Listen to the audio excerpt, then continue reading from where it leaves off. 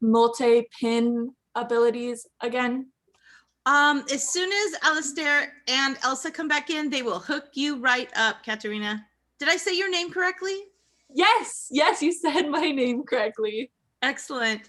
When we do get going, I'm so sorry, guys. One of the things we can't do with the current Zoom license that we have is we cannot spotlight all the people on the panel.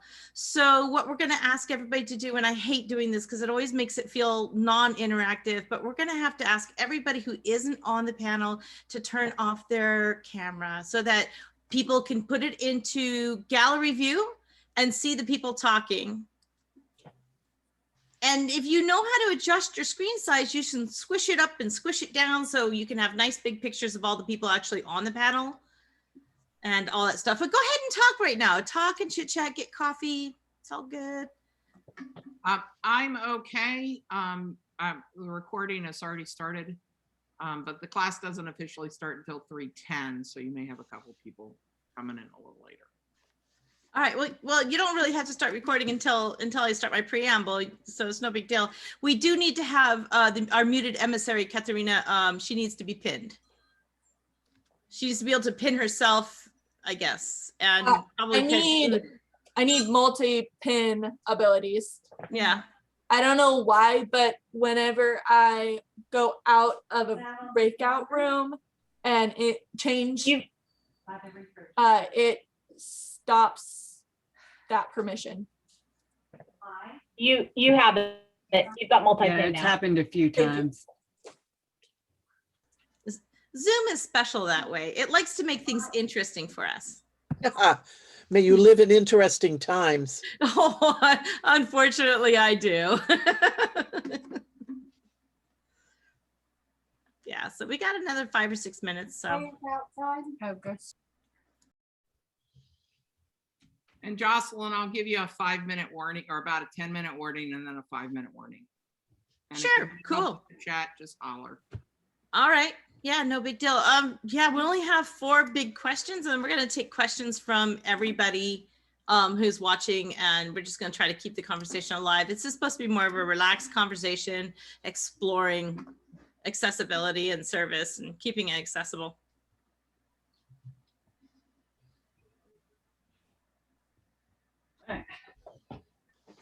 You have to go potty? Yeah, let's take you potty.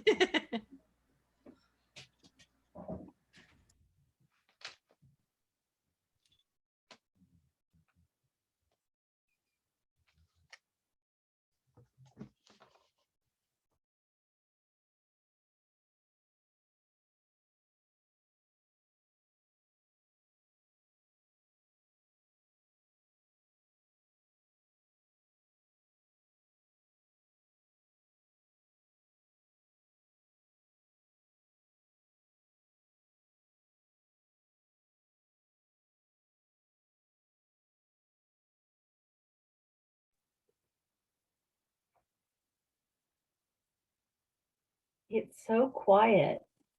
I feel like I need to do a song and dance or something.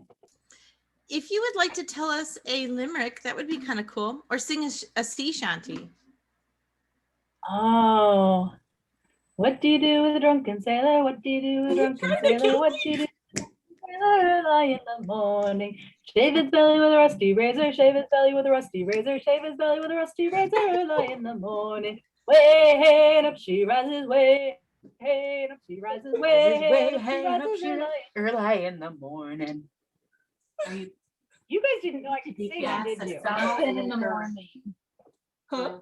They need to be passing out liquor if they're gonna expect you to on the spot sing a sea shanty. I'm sorry.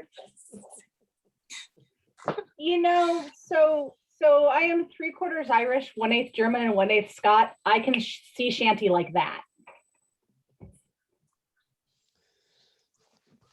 Have you heard the Kitty Man sea shanty that's been floating around? It is amazing. It is hysterical. Totally worth looking for on YouTube. It's just so cleverly done. Yeah. I suspect it will turn up at fire circles as soon as we are able to have them. I hope so.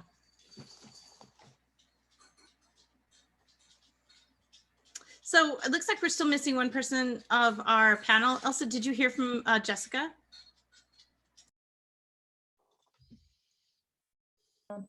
Has anybody heard from her? No, I just noticed you poking her in the chat. And Yeah. it looks like we poked her in both of them. Let me do the teacher one too. Okay, thank you. I appreciate that. Oh, she may not be in this one. Hmm. No. Oh, she thinks it's 6 o'clock. Whoops. Yep.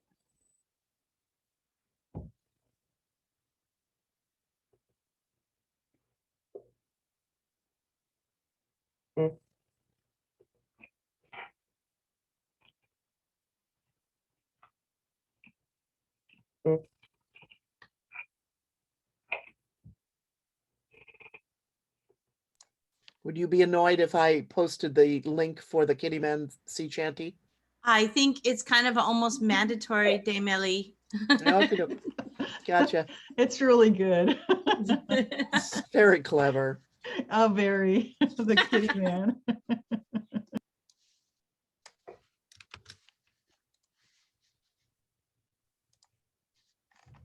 And out of the mist comes a hand. A handful of ambition with foam on top. Nice.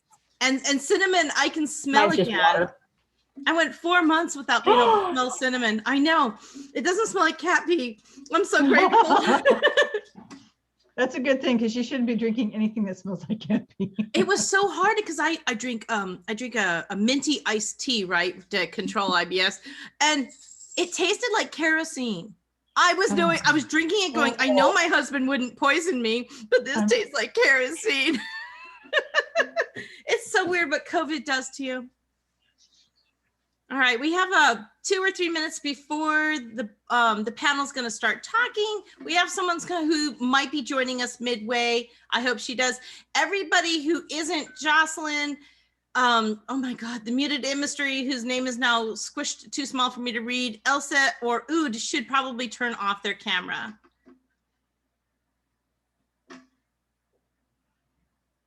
Thank you. Thank you.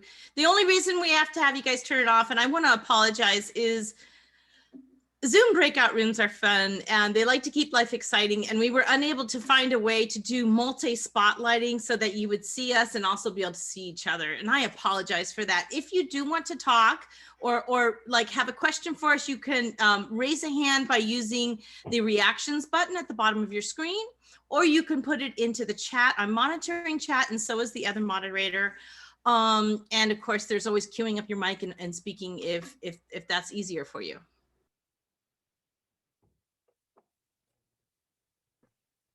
So I was coordinating interviews for a campus position that required spotlighting, and we ended up doing it as a webinar for the panelists. The interviewee was the panelist, and that was remotely controlled by an events person, but we had to find some medium that kept the focus on the candidate, because that's who we wanted to hear. We didn't want to hear the other people who might Zoom in if we just did it as a meeting. So it was a new experience, and I will just say it's an experience I now have.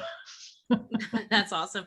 Yeah, I think we just need to enable it, but it was something that didn't happen. We looked at it for this event, and you can do the webinar, but it only covers the main room. It doesn't cover the breakout rooms. And there wasn't, it must be something like that. Yeah, there wasn't a way to make it just in some places and not others. So we had to choose between having the central area where everybody could be social or having the ability to do web. So that's why we went the way we did. Right. Maybe next time though, it's definitely on our to-do list. It's on my dream team list. So, you know, I'm a strong proponent for that. It just, you know, baby steps to get our license to where it needs to be in the kingdom on board. So. Well, it means just the technology that gets developed better too. Right. They're doing updates like every week. So all the time. there's a lot of things that were not available in the breakout rooms even 2 months ago that are now. So I think it's just a matter of time and we'll have all those features. How do I do this? Well, I guess. Also, I'll be back, guys. Sure. If you guys wish, you can pin people so that you do not lose sight of them by right-clicking on someone's picture and hitting the word pin, but you can only pin one person at a time. So if you need the muted emissary up for you and the active speaker is not obviously the muted emissary, you might want to right-click and pin. And well, it's 3:12 and I think we should get this ball running. I'd like to welcome everybody and thank you all for coming to our panel discussion on keeping service accessible within the SEA. It's a passionate subject for me. It's a passionate subject for Jessica, who just joined us there. It's a pleasure. And for Ood, and also for Elsa, who is she's joined the panel to help kind of give us a more well-rounded perspective. Let's start talking about accessibility and exactly what it means, because I think it means something different for almost anybody.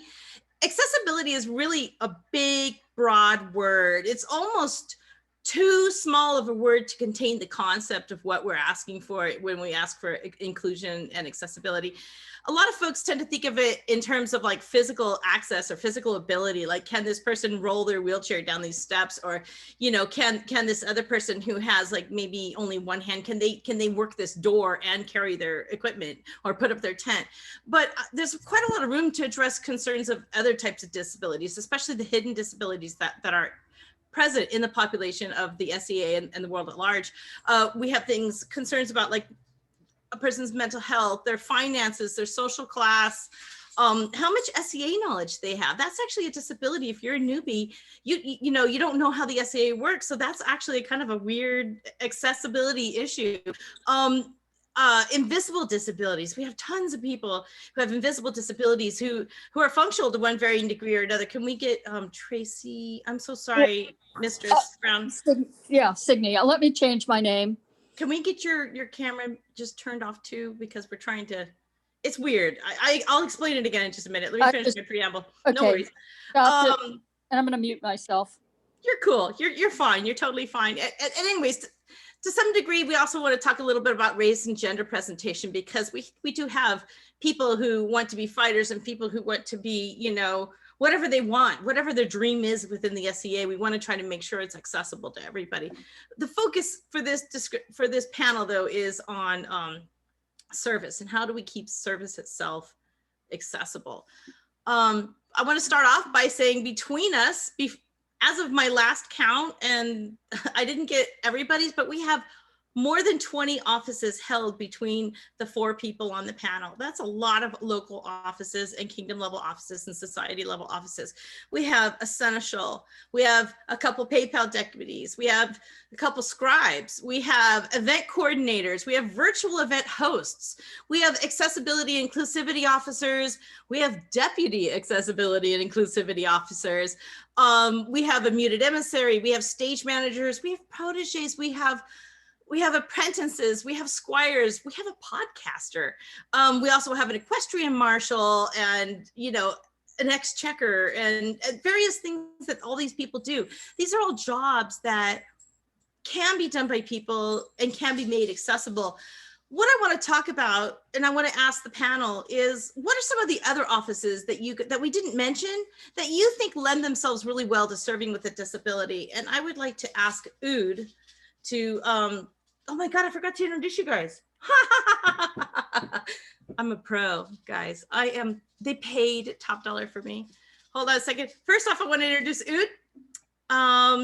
They are an accessibility and inclusivity officer for the Principality of Sinagua. Their areas of expertise are on balance-related mobility, PTSD challenges, and hearing. Ood also likes to perform stage, dance, and song. Ood studies multiple languages, both spoken and manual, and they are also a squire. Elsa is, as you know, Elsie, and I say her name wrong every time, and puts up with me all the time. Elsie is obviously a pelican and an absolutely wonderful woman who organized this entire symposium.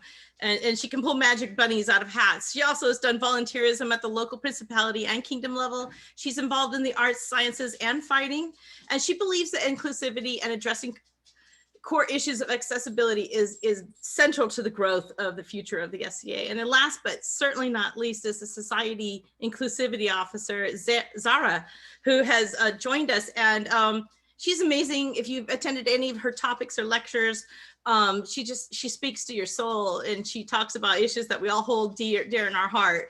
So back to pitching questions at you guys. I would like to know from Ood, what are some of the other offices that you know of that would lend themselves well to serving with a disability?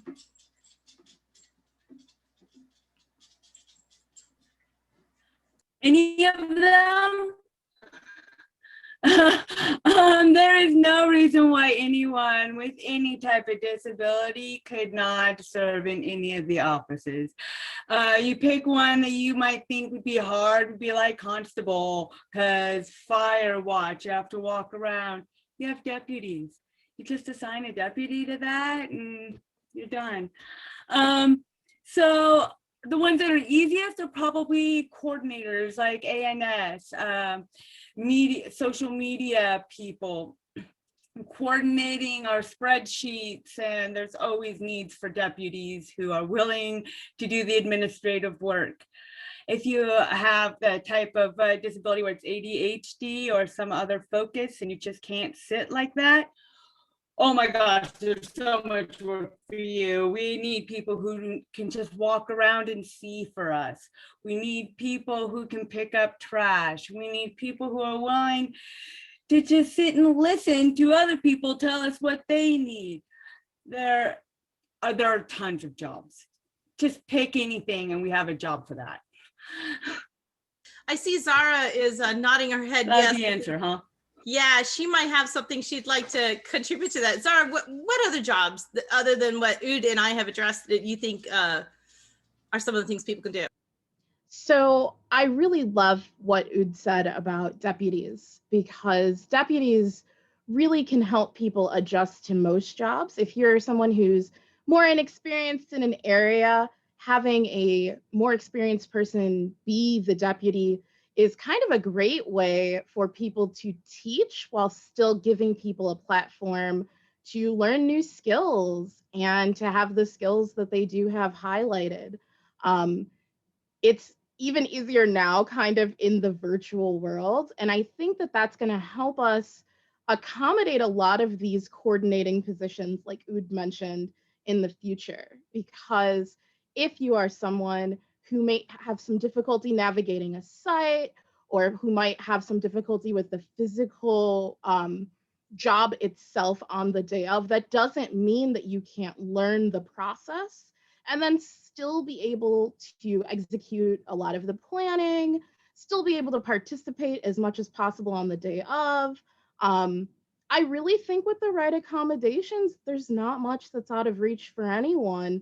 And I think the important thing is going to be us talking about what those accommodations look like. I couldn't agree more with you. Lastly, I'm going to see what our panelist Elsie has to say about that. What are some other jobs that you can think of? Basically local jobs, principality level jobs, or even kingdom level, because I know you're very active on the kingdom level. So I'm going to take a slightly different spin on this. Whenever I'm working with volunteers of any stripe, I like to use their talent, not just their time. I like to look at the individual, look at what their strengths are, and put them in positions where they can shine with those strengths. Almost any job can be that for the right person. It's dependent on what their individual strengths are, and then just matching that up with the opportunities that are out there. Sometimes learning that at a local level, much like learning in a deputy position, learning at a local level is sometimes a little easier because it's a less scary stage and you get to know the folks a little bit. And then being able to use that in the process and work and grow and add to your skill set so that you feel prepared to utilize those strengths on bigger and bigger stages.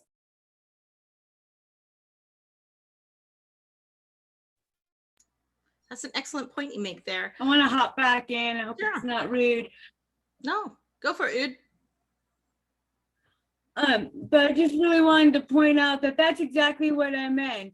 Any of these jobs anybody can do. There's no best job to fit a best disability because everyone's so individual. Anybody can do any of these jobs. It's our pleasure as accessibility officers to find how to make that fit you. But if you have the skill and the passion and the want to learn the skills, those are really all you need to do any job. And That's fantastic.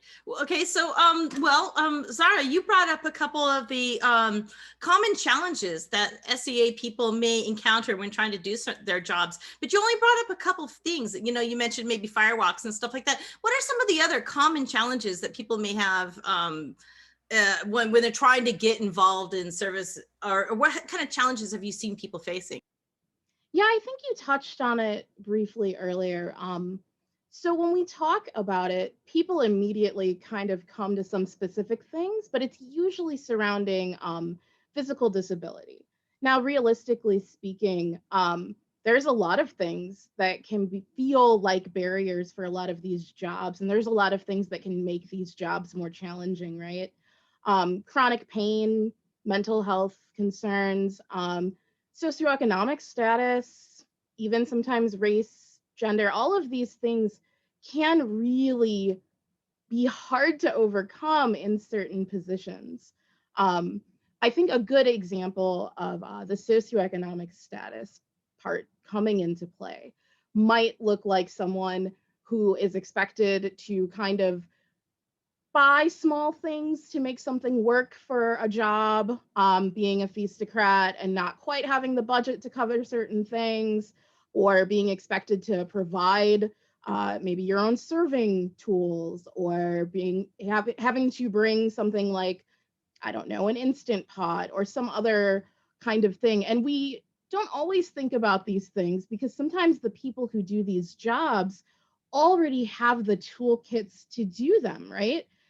To continue the example, if you're someone who does a lot of feasts, you probably have a lot on hand, or you're used to working at events that have a lot of it from the barony or from the local group. So a new person walking into this role might find it a little financially taxing. And that's on top of it just being like a lot to organize.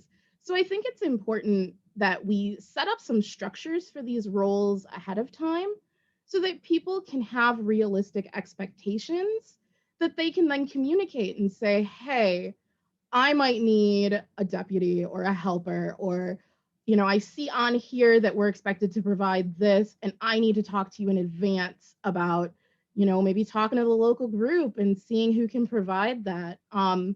So that's an example of a structure that we can put into place to help with some of these challenges. Some other challenges, it's just about clear communication and making sure that people are empowered with information ahead of time so that they don't find themselves in a position of having committed to a role that they're suddenly struggling to find out how to execute well. Yeah, I couldn't agree more. I do think I think that kind of plays into mentorship within the SEA. One of the topics that was touched earlier in the day in a different breakout room. Elsa, what do you think are some of common challenges that you've seen people overcome, or things that haven't been overcome that we need to address? So I think the single most common challenge that I see across the board is communication. And being able to be flexible in communication and being able to be empathetic with how other people communicate. And that's both as the volunteer that's taking on roles, the leadership person who's looking to mentor people within the society, being able to not just talk at each other or not just type at each other, but trying to see below the buzzwords and the conversations to get to the actual meaning that people want. You know, there's a reason that society is the first part of our name. And that social interaction is so often the sticking point. And it's really what we keep coming back to often successfully, thankfully, but communication is definitely up there. Absolutely. And I see a comment in chat before I get to Ood. Lady Margaret has mentioned a common problem with marshaling is we have problems recruiting marshals and keeping them because they're expected to not only own really large toolkits, but then they have to know how to use all the tools and they have to bring them to events and have a car large enough to bring them. So that's several different barriers right there to why we're having struggles with getting marshals. Ood, what would you like to add to this?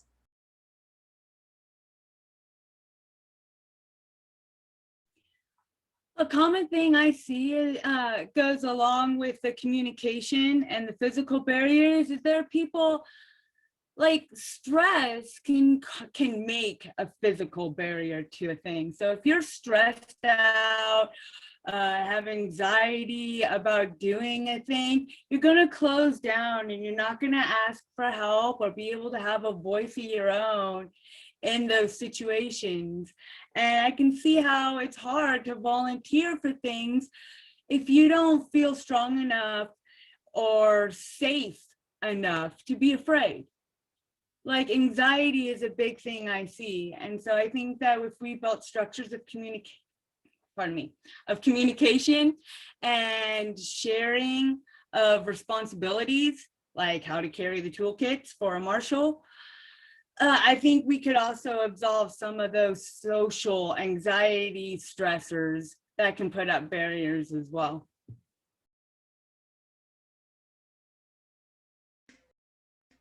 Excellent point. I'm having, my keyboard is not getting along with me today, so I apologize for the starting and stuttering. Ood, I'm sorry I smiled, but I love saying your name. I just want to say Ood all day. Okay, so if I like have this goofy grin on my face, it's only because I'm having so much fun saying your name. Let's. I love it too. I picked it because I love how it felt on the mouth. It does. It's It like has Laffy Taffy. I love it. Well, I'm glad we can agree on that. It's pretty cool. Let's talk about how we can incorporate accommodations. I think a lot of people here are hoping to get some answers or at least some ideas to kind of stimulate conversations that they can take back home to their local events or their kingdom events. Elsa, how do you think we can incorporate accommodations without fundamentally changing our events? So I think one of the things you have to ask yourself when you're starting with that question is what is fundamental to the event? To give an example, we were discussing at the beginning of this, we were talking about webinar tools for this session versus having the breakout rooms and the availability. And there were some compromises that came into play. And God bless Katrina for coming in and being our muted emissary and providing ASL support because we were having problems with the closed captioning. So we knew that having closed captioning was important. We knew that to the bulk of the population we were expecting, having those central social areas was important. So what we did is we put our resources at the bigger population, and then we found a smaller workaround and flexibility and worked with Ood and some of the others to see what would meet their needs and to actually ask what the real question was that we were solving rather than trying to find a solution in the dark so that we could balance the needs of the two without overwhelming our resources, both financial and volunteer. Excellent point. Thank you very much. Let's go to Ood and ask her what you've run a couple events and I've seen you even do like a lot of talks and getting to know you has been a real pleasure. What do you see some of the changes that we can make? I know you can talk about this at length.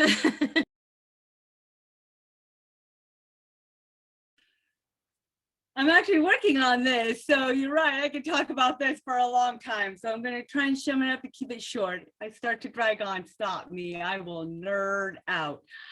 Okay. One of the things we can do is just like Elsie said, we can ask the right question. What is your need? The idea is not to change the event. Nobody wants that. I remember when I started this whole journey, I was like, no, I just want to play the same game everybody else is playing. I don't want a new game. I don't want you to change it. I don't want a special death event. No, I want to play with my friends. And so we don't want to change the event.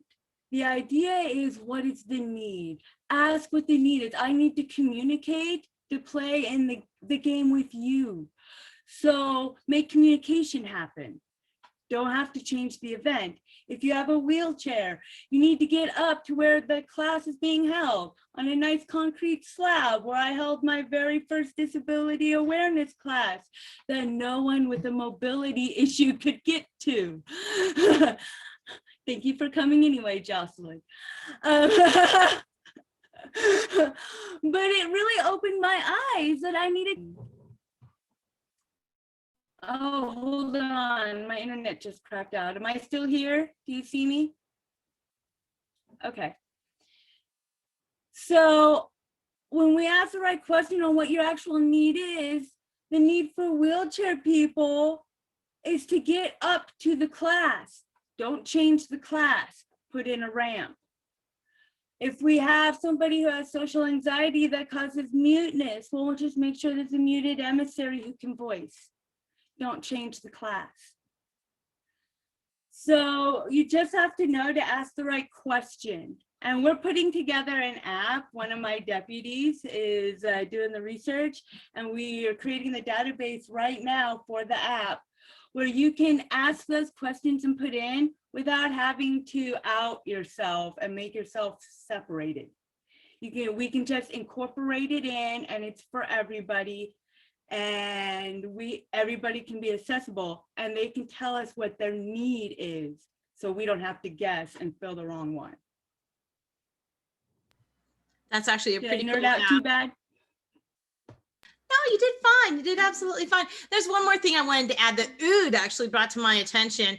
And that's when you this is good for fighters. It's not just for people that need to roll along the ground or push like a walker in front of them, or even use a stick to balance themselves. If you see a hole, put a pole in it. That's somebody from Sonagua who literally every single time she sees a rabbit hole or a gopher hole or whatever, she'll put a large flag in there, and then someone hopefully comes along and fills it in, or at least we see it. And that's like a really nice thing you can do when you're camping and you see the holes next to your tent. Put something over them, put something on top of them. It just kind of help people navigate around. Just make sure there's enough room that people can get around it in their wheelchairs, or they can go around the whole row of tents. You know, that's just one of those little things. So Zara, let me ask the question once again. What kind of, can we and how do we incorporate these accommodations without fundamentally changing an event? I feel like I have such a long answer, and I want to apologize in advance because I'm going to talk as efficiently on this as I can. Everything that everyone has said so far really speaks to this idea of equity versus equality. And people don't always understand the difference there. People are not asking you to fundamentally change your event. What they are asking for is the opportunity to serve in the same way as everyone else. And what that means is that they might need something a little bit different than other people. And that's okay, right? Because if we're talking about equality, that's me saying, hey, everyone, thank you for coming to this panel. Everyone gets a small size t-shirt. And a lot of people here would go, cool. But equity is me saying, what size shirt do you wear? Everyone gets a t-shirt. So it's so important that we remember differences does not mean that we are fundamentally changing something for the entirety. What we're doing is we're giving people a chance to join everyone else. We're inviting them to the table, but then also giving them a place to sit.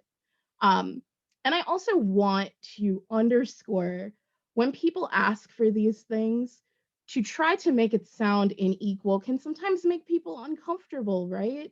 When Ood said that they weren't asking for an entire event to be around the concept of having signing or anything else, that reduces people to that one-dimensional thing. They want to participate just like everyone else.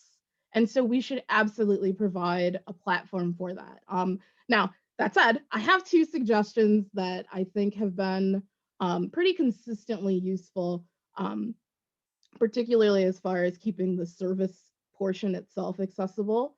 The first part is making sure that you have an accessibility person on your staff, because that person can work both externally to the populace of whatever, and also internally helping people get those accommodations that they need.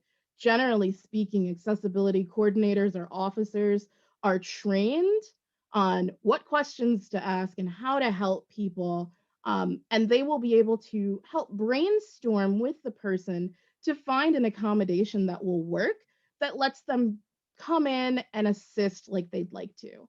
I think another thing that I really like to talk about with people is the SCA is so heavily based in this kind of tribal knowledge or institutional knowledge, where so much is passed verbally, person to person.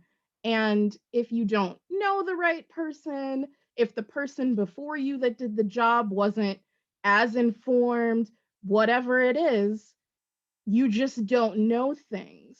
And that can be really difficult. If you're a newcomer, that's intimidating. You might not know people well enough to continuously ask questions. You might not know the right people who can communicate with you well. It can also just kind of lead to gaps in information. Let's say that I'm training someone to do my job and I just happen to forget a piece. Well, they've only gotten training from me, so now they don't know that piece.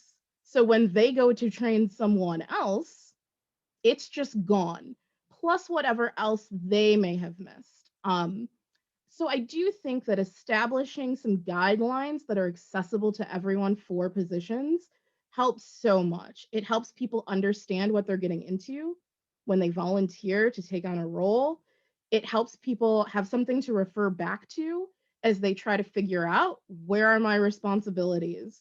What is expected of me? That way we don't have people kind of hitting that time and being like, no one said I had to do this part. I can't do this part on my own. You'll have people in advance having an idea of what the role is, and including resources on that is fantastic, right? If we say, here's what it takes to be a baronial exchequer, here is a list of people who have served in this role before who would be happy to talk to you about it, I think that really empowers people. So yeah, I guess I'm really going back to that communication and clarification for people, which lets them make smart choices and determinations for their own well-being. Sorry, that was long. No, that makes total sense. I just want to comment that first off, I mean, we keep coming back to this topic this entire weekend. The number one thing I hear about is money. It's the great limiter to almost everything that we do, obviously in life and in the SCA. And determining where we spend our organizational dollars is really kind of fundamental to the direction that we want the SCA to grow in. And if we want to keep the culture of the SCA and retain institutional knowledge, we have to make sure that our volunteers write down what they know and make training manuals, not just hand over, you know, the Shire's banner and the Exchequer's checkbook, but maybe take a moment and do some training and try to write down your processes. And you know, we need to remind each other to do that, because I know that some shires are really good at it. I remember some kingdoms are amazing at it. Other kingdoms have a different culture. But I think the more that we remind each other that institutional knowledge benefits more than just the bottom line, the money line, it also benefits accessibility. And then finally, one of the things I was going to, and it's not final, we're not leaving, guys. Don't worry, I'm not letting you go. I still own you till another 20 minutes. Is I was actually going, I don't use my tent when I go on site. I like to sleep inside of my SUV because it holds a queen size bed and it's warm. I actually have a really nice double bell wedge, and I don't know if anybody here's planning on what they're going to do at their first major tournament, but I'm going to set my double bell wedge up and put up a big giant sign saying quiet area. Because I don't know about you guys, but I've been spending a lot of time at home and I can't handle big crowds. The loud noise, the drumming, the hitting each other with sticks, it's going to be overwhelming, and not just for me, but for a lot of people. And so that's one way that we can make it a little more equitable on the very first tournament back when all this is over is, you know, consider donating a tent for a quiet area off of the Eric or something. All right. Which leads me into our next question is, how do we balance achieving equity in service when we're faced with limited resources like volunteer time and organizational dollars? And I'd like to ask Zara her opinion on that. So it can be really hard, right? The resources you do have are likely limited, both in terms of the bandwidth that the folks have who you're working with. And then, like you mentioned, money is always a concern. Communication costs nothing. And I think we've come back to that point a lot. And I do think that it's always worth clarifying the boundaries of what you can offer so that people can make those choices. Also, reaching out for help to other places, right? We often in the SCA are so giving and so willing to help with everyone, but we feel like burdens, and we don't always reach out when we should. I've had several people reach out to me directly to ask me to come and train or teach a class or what have you, and they always end up apologizing, and I'm like, that's what I'm here for. Please don't apologize. Please reach out to me. Please ask me for help. Because if I can't help you, then I will find someone who can. And I think that's something that we don't always remember to do well. So making sure that we're covering the non-financial components as much as possible, making sure that we're doing that kind of strategic pre-work before we hit that point of needing to pinch hit on the site, right? It does so much more to kind of talk to people in advance, see what the accommodations need to be, let them know if you can or can't meet them, than to wait until they get there and then be faced with having to figure out something on the fly. And that's just healthier for everyone's mental health, for anxiety, for money, I mean, for everything. So I think it's really planning and preparation that tends to be key. And then reaching out to other folks. And if you have problems, saying in advance, hey, you know, this is what we're faced with. Here's our challenge. We don't have a lot of money here, but what do you suggest? What's a way that our community can work around this? Or do you have any resources that you can share with me on this?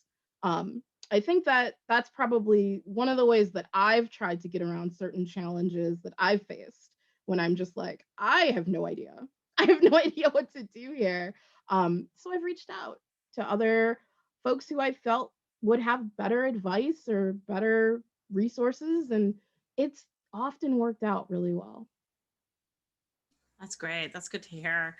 We did get a question in chat about universal design or removing barriers. And I believe Lady Margaret was speaking about when we're talking about on site. Can you speak to that, Lady Margaret? Hello. Actually, I was referring to a point that Zara was talking about, which was actually just, just prefacing for a moment that I am a disability theorist, a PhD student who does this very theoretically, so I'm trying to not switch into that mode at the moment. Trying to resist the urge not to switch into disability theory.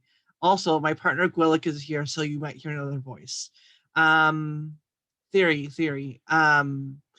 So what could we do to make events barrier-free in general as another means of doing events planning and events coordinating? Thinking in terms of perhaps instead, as much as possible, making it so that individuals don't have to come to the event steward in advance to be that special needs person, and instead can show up confident that their needs will be met on site. And also maybe the word special needs. I used Just that one on as- purpose. Just thinking about that additional level. That's actually a really good challenge to mention. Zara, did you want to add to that, or should we move to Elsa to answer that? Oh, you can start wherever you want. I can Yeah. speak to it a little bit. Okay, I will. So I'm gonna be very, very frank and very, very honest. The perfect event that will absolutely 100% meet everyone's needs does not exist.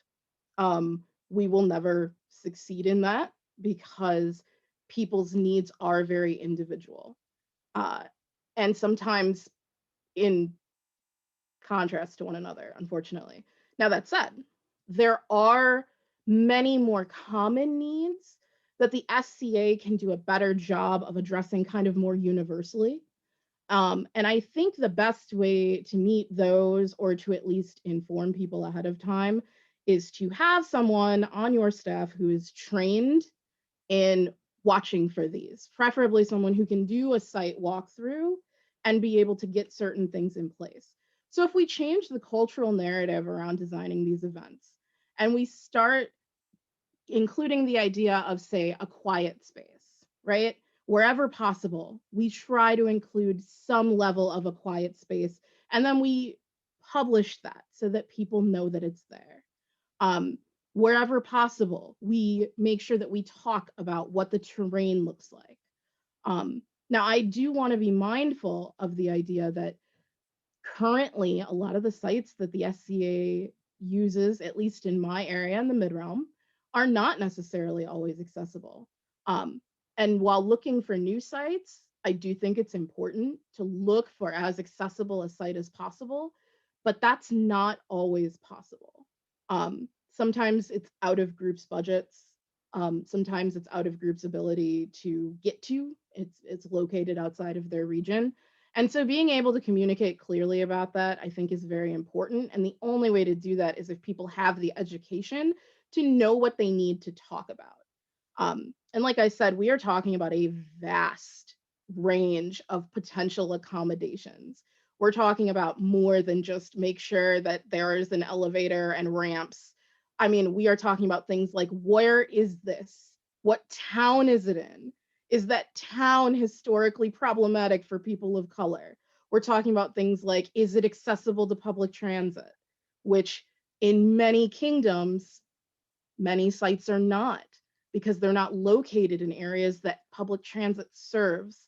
So I think to do the best you can, you formalize accessibility and inclusivity into the foundation of your planning, and then you start checking these boxes without having people reach out. And I think if you want to minimize the potential discomfort that people have when reaching out, you create a staff position that is there specifically to be reached out to, right? You have that accessibility person in place so that people don't feel like they have to keep poking the event steward for every event. I think the dedicated resource goes a long way towards making people feel more comfortable. I think that's an excellent point. As far as like event staff and event coordinators, we really do need to give them the support that they need to kind of, and the training to help them understand how accessible their site is versus how accessible it isn't. And then obviously you have the site coordinators who are looking for sites that need to have like some kind of list or educational, or even just up training occasionally on what's a good site. Oud, I know you have something to contribute to that. I saw that you were speaking to Dame Lee in chat about the right question that the event coordinator needs to know. And what is that question? The right question is always, what is your need? The follow-up question always to themselves is, how do I meet that need? I loved everything Zara said. I was so excited. Those are the words as somebody who has that label, special needs. Just to let you know, I am fully deaf. I have equilibrium issues because I have no middle ear. So there are needs, and having to poke for those needs is annoying. It's awful. It's degrading. I do understand that a steward can't prepare for needs that they've never been exposed to, which is why as the officer, I have a binder. And every time somebody exposes me to a need, they only ever have to tell me once. That's right in my little binder. I have Post-it notes with highlighters even. Yeah, no, I take care of it once. You only ever have to tell me this perspective once. Once I know what your need is, we fill that, and it's always filled after that. Like, we just need to be educated. We don't need to be nagged. And that is to prevent the degradation of our members, not us. We're officers. We love being nagged, okay? We want to hear from you. We want to see your pretty little faces. We love reading your emails. Send us a message on Facebook. I don't care. Get it to me. But once you get it to me, you should never have to keep going back. That is degrading. And we honor and respect our members. So once we're shown a perspective, we learn. And that's how we set up a structure like Zara was talking about. We set up a structure and we pay attention. The app that we are creating is going to help us facilitate that. So you don't even have to tell us, because I know being singled out and put in this group over here of special needs people, it does. It really starts to grate on you after a while. And you just want to be like everybody else. Thank you so much. I do understand needing a respectful place to apply, to send that in. Like Zara was saying, have a group of people whose job it is to be accessible and to be gracious and happy and not judgmental. Just ask the question, what is your need? How can we fill that? Okay, let me just point out, they want a hit list. That's kind of like what we're actually coming up with. And I wanted to point out also, event stewards, don't fret. A lot of sites have the inclusivity things people are looking for. It's how the SCA uses sites. It's not what the sites have. We just use them oddly. And if you get that hit list, which you should be getting pretty soon, from various accessibility and equity inclusion officers, you'll know. And this information will get out in the community. Sarah, you wanted to add something? So very quickly, so I've been teaching a class on inclusivity and event planning. And what it is it's a living class. So at this point, it's probably going to need to be broken up into 2 classes, because as I have taught it, I've taken feedback from people into what has worked for them, what they have done differently, different things that they need filled and they have seen, and I add it to the class. Now, some of these things are related to kind of region or kingdom specific in some ways, and I really recommend that people kind of get that ongoing list. But if it would be helpful, I am happy to take materials that people have and create a written version of this that can be uploaded to the DEI website on the sca.org page. And we can have a central place and a central checklist. And I can work with you on that. I think people are interested in hearing that. We have just a few minutes left. I'd like to ask panelist Elsa if she has, Elsie, gosh darn it, if you have anything you would like to add to this.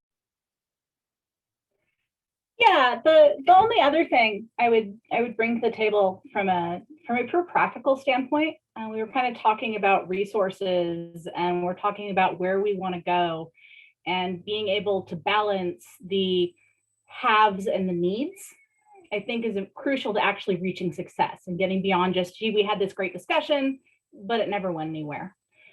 And I think when you're looking at resources, it's important to recognize that time, talent, and treasure are the options that anybody can bring to you.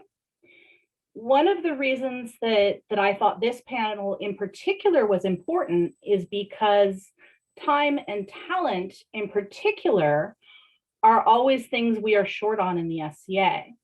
And the more that we can keep service roles accessible to everyone, or at least to let people fill in within their strengths, the more volunteers and the more we add to our resource base, which actually makes it easier for us to keep picking away and getting more of those needs. as we build the infrastructure and we get the binders and we share it other places, then that frees things up. As somebody who has an understanding of available sites, if they contact their Kingdom site coordinator and tell them about these amazing things they have, and gee, I went to this event for this other organization and this worked out great. Those are the kind of things, they're little, they don't seem like much, but those free up time for Kingdom officers to be able to go from just dealing with the bulk of the population to being able to find this equity level still within their limited resources. Every little bit that we do to contribute helps us down the road towards our goals. Absolutely. This has been an absolutely fantastic discussion. And I know we've only scratched the surface. Lady Margaret and her partner bring up so many good points. Ood, you're just a font of knowledge. Zara, we are honored to have you here. You literally speak to my soul. And Elsa, it has been a real pleasure. You are a very well-spoken person. And I want to say she's got one of those skills, the rare skill. She really listens. And, you know, she teaches, that's what she teaches people to do. She teaches people to listen, and I love it. So I just want to thank everybody for coming out to our panel. I want to have more discussions like this, and I think it was wonderful that you all attended. Thank you so much. Finally, if anybody needs to save the chat, okay, because there's been some information passed in there, just go to where the chat button is, click it, it should pop up. There's a little dot, dot, dot next to the little picture of a file. Click that and you can save your chat. Thank you. Thank you for moderating. Thank you, Jocelyn. Thanks for facilitating, You are Jocelyn. You did a amazing. great job. Do my best. Cameras can go back on. We can be normal now. Okay, I'm gonna stop the recording if that's okay with you. Please. Okay. I Thank have you been so much. embarrassed this entire time because I'm being recorded.